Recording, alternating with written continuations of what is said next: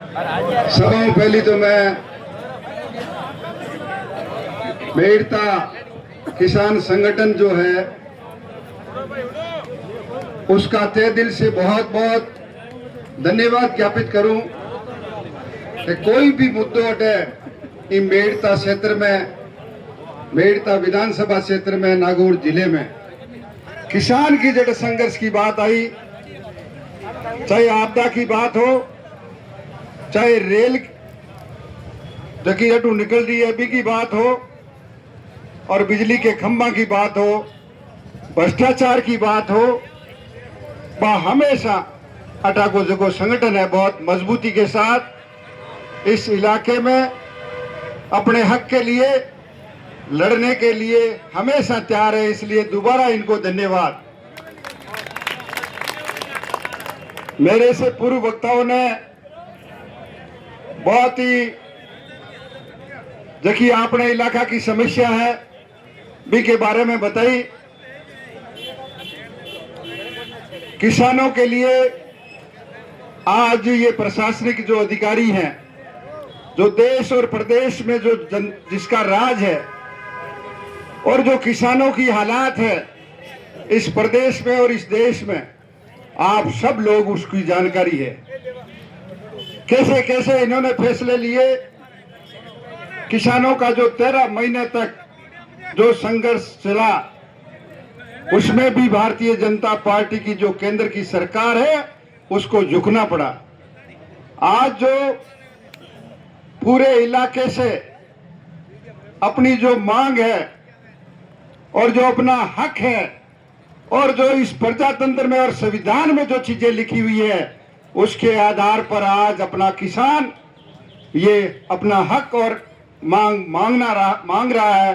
तो इसके लिए ये प्रशासन इस दूरी क्यों बना रखा है। तो मेरा आप लोगों से यही निवेदन है कि जो भी संगठन हमें आदेश देगा हम उसके लिए कंधे से कंधा मिलाकर मजबूती के साथ इनके साथ खड़े मिलेंगे।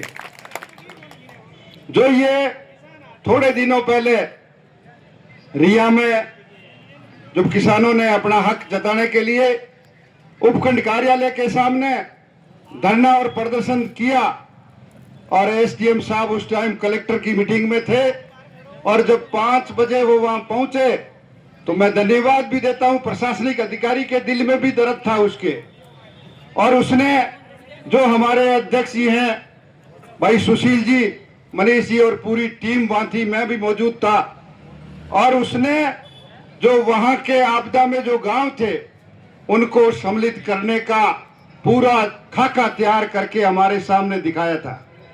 आज जो गलती मेड़ता प्रशासनिक अधिकारियों ने की है उन पे कार्रवाई जरूर होनी चाहिए, क्योंकि जब 32 गांव में और 32 पंचायतों में और 74 गांव में जो ये आपदा से नुकसान हुआ है, यहाँ के क्षेत्रीय विधायक और उपखंड अधिकारी मेरे गांव में भी वहां उस दिन आए थे और पानी में वो खड़े थे।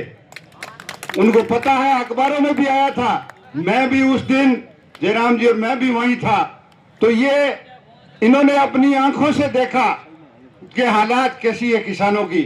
ऐसी की ऐसी हालात पूरे मेड़ता विधानसभा क्षेत्र के गांव में ये हालात थी। तो इनको सोचना चाहिए कि अपना जो हक है, प्रजातंत्र में जो हक मिला है, किसानों के हक की बात और किसानों के दुख की बात अगर ये नहीं करते हैं तो इनको भी सजा मिलनी चाहिए।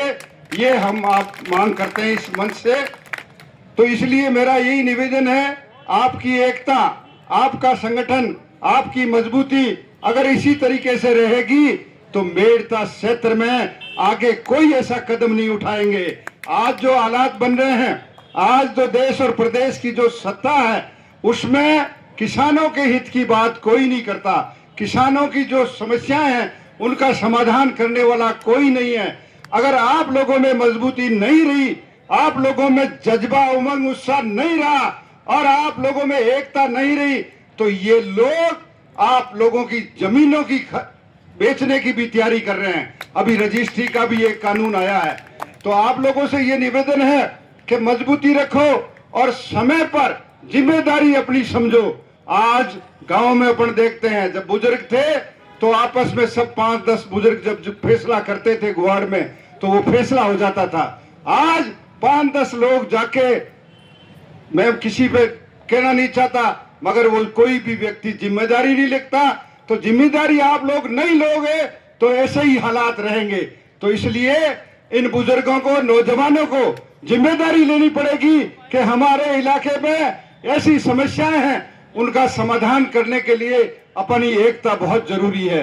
आज पूरे कहीं भी किसी भी कार्यालय में किसान जाता है, चाहे पंचायत समिति में चला जाओ, नगर पालिका में चला जाओ, उपखंड कार्यालय और तहसील में चले जाओ, और जब भ्रष्टाचार का इतना बड़ा बोलबाला है और भ्रष्टाचार को पनपनाने वाले भी अपन लोग हैं, तो आप लोगों को कसम खानी होगी कि इस भ्रष्टाचारियों को और ऐसे जनप्रतिनिधियों को रोकने का काम आप लोग जब नहीं करोगे, अभी पुरकाराम सही कह रहा था कि आने वाले जो पंचायत राज और नगर पालिकाओं के चुनाव है, उसमें आप ईमानदार लोगों को और जमीन और धरातल पर रहने वाले लोगों को आप अगर उनका समर्थन नहीं दोगे तो ऐसे भी हालात बनते रहेंगे।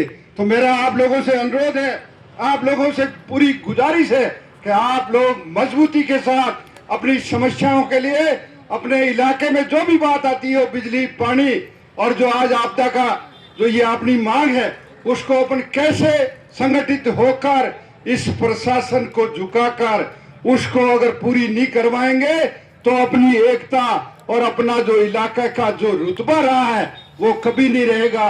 इसलिए आप लोगों से अनुरोध है कि आप लोग जो अपने हित की बात आती है, आज जो ये हालात बने हैं, ये आज प्रशासनिक अधिकारियों के कारण बने हैं।